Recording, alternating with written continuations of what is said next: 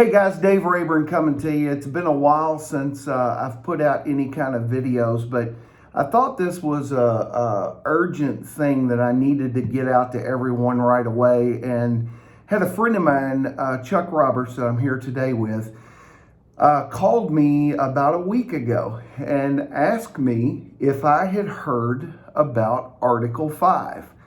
And of course, I have been very politically connected, as some of you know, and I had never heard of Article 5. So Chuck started to explain this to me, and when he did, and I started researching it, it really opened up my eyes, and I thought, it's urgent, and this is a time-sensitive thing, and I needed to get it out to as many people as I possibly could. So I asked Chuck to come over today to do a little informal video. This isn't about being prim and proper today, but it's about just getting out information to make you aware and teach you where you can go learn about this and jump on the bandwagon with us. So I want to introduce you to Mr. Chuck Roberts. Chuck is very versed in this stuff, and I've asked Chuck to explain this to us today. So Chuck, welcome, and I appreciate you coming over today. So I'm glad to share with us about this Article 5. Yep, I'm glad to be here. First, a little historical perspective on this, because I was surprised at the number of people that literally did not know about this. And there is some real great connections between the Declaration of Independence and the Constitution, and what we're about to talk about just happens to be one of those areas. If you remember, of course, the Revolutionary War ended in 1783, and the Constitution wasn't written until 1787. But between then and 1787, the Founding Fathers had probably all of war that they wanted. There is a paragraph 4 in the Declaration that talks about the trains of abuses and usurpations that pursuing invariably the same object, commencing a design to render under under total despotism. In those cases, it is our right, it is our duty to overthrow such government and to provide ourselves with new safeguards for our future security. That's the opening paragraph of the Declaration of Independence, paragraph 4. Now, when you say that, though, Chuck, when you said us, is that we the people? Right. Is that what you're referring to? Yeah, that's us, we the people. But what this is saying, and since it was in the Declaration, it was written for the King of England, without really thinking much about what would happen centuries down the road. But if you take into consideration, and I'm not throwing it out there as what actually happened, but what took place on January the 6th in Washington, D.C., if you apply that paragraph to it, there's a lot of that going on, and that's what took place in Washington. Now, having said all that, that paragraph is still there. I encourage you to go read it, because it's probably the most important line in the Declaration. As I said, after the Revolutionary War, the Founding Fathers has had all they had all the war that they wanted. They didn't want any more. So when they wrote the Constitution, they put into the Constitution the ability for us to overthrow that government, in this case ours right now, and to get rid of the people that are in it without firing a shot. And that is the Article 5 Convention of States. Now, the Constitution was written by the First Continental Congress, which is the 13 colonies. And when the federal government was formed by the Constitutional Convention, they derived all of their power from the states. That still happens today.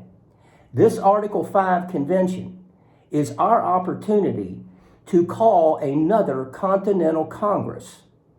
And all we have to do is have 34 states file for and pass a resolution for a Continental Convention, state convention.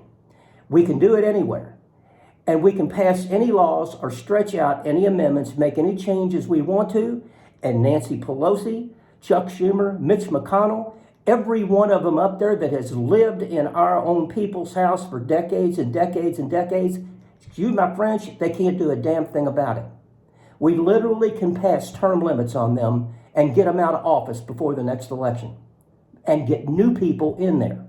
Now, when you say we, how does that take place? I mean, once the state has done it, who's voting and who's making that decision, and how does that come to play? Right now, just to give you, there's 15 states that have already passed a resolution for this convention of states. And you said Kentucky just filed theirs. It's amazing to me the number of states that have not filed. And there are many more that have and have passed one chamber of the legislature but has not passed the other.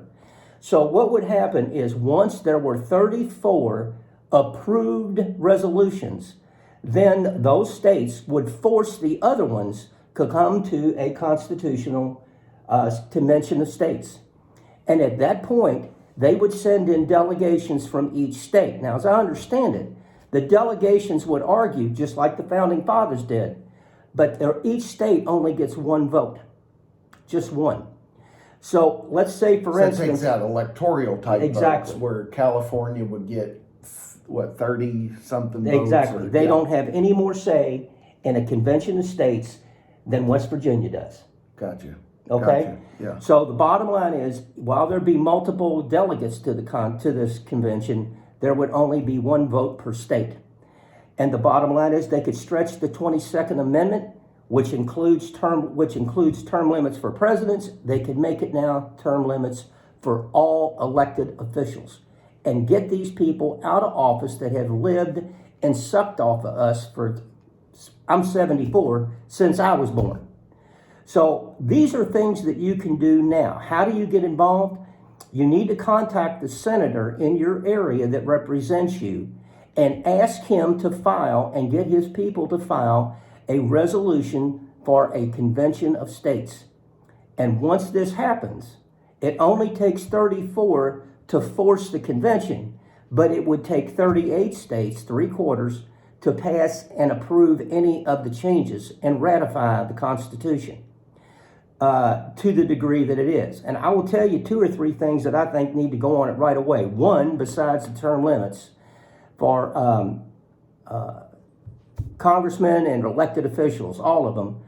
The other thing is that we need to have a convention of states established within the Constitution, whereby we have one of these every 20 to 25 years. Make it generational, so that each generation coming up knows that these things are going to happen. And it would also force a greater amount of accountability on not only the government itself, but on the people in it.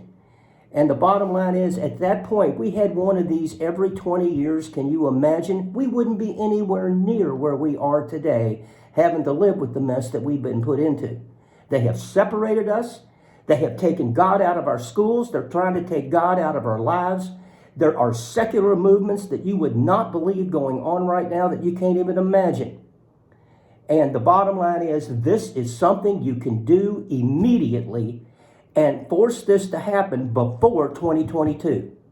And make sure that the people running in 2022 is not the same representatives that have been there for 25, 30 years.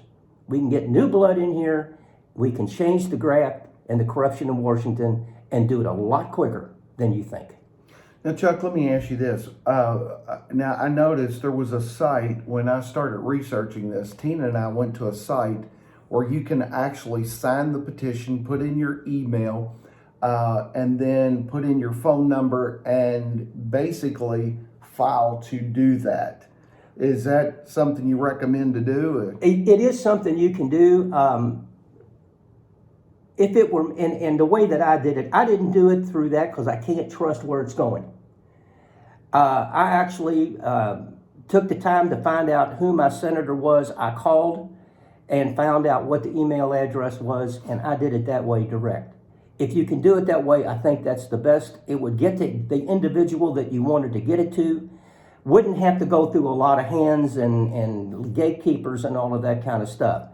But it is something that if we as a public started to push this now and flood these senators' offices with this kind of request and demand that they do, they will pay attention. They will pay attention.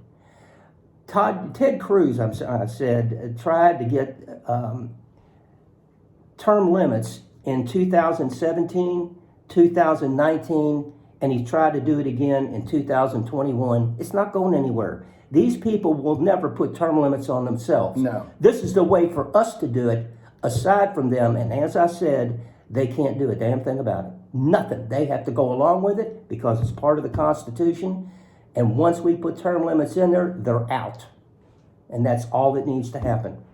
I'm hoping that all of you will take this opportunity, because if you didn't know about it, this is one of the reasons why I think we need a generational convention of states put in so that every 20 years they come back and do this again. It just keeps us out of this mess. Yeah. And guys, something else, do yourself a favor. Make sure that you go on and look up DuckDuckGo. You need to download DuckDuckGo, because with that browser, they're not going to track your information. It blocks Google and all of the social media, Facebook, from tracking you and learning about you and what you do. You need to get that done right away. But as Chuck said, timing is everything. Right now, we need to make a move now. And I'm calling on all you out there as friends, Christian brothers and sisters in the Lord, to step up to the plate now, where we can get together and make something happen as we the people. That's the way it was supposed to be in the first place. So I'm going to put a couple links below in this video for you to go look at. And if you've got any questions, please feel free to just instant message me back. And Chuck, is it okay if I put your contact information in there as well? Absolutely. We'll have both of our contact information in there, and then any updates that I get or Chuck gets, I'll make sure that we get those out to you right away. And again, I thank you for watching this video. Please make this video go viral. Get it out to everyone that you can. And guys, girls, this is something that you can do your own research. Once you get in there and you put in Article 5 and you search this, you're going to see that what Chuck's saying, there's a lot of truth to this, and it's 100% truth, and it's something that we need to do now. So one of the things I just wanted to say, it was kind of fun, is that we all like to watch mystery movies and maybe read mystery novels. I swear to you, getting into this is like getting into a mystery and getting into the minds of the founding fathers and what they're doing. I mean, it is really a trip to go through this and to educate yourself as to what we have had the ability to do and haven't done it. yes. I beg you to get involved in this and to really educate yourself as to what this is. Thank you. Hey, thank you all for watching, and God bless you. Thanks.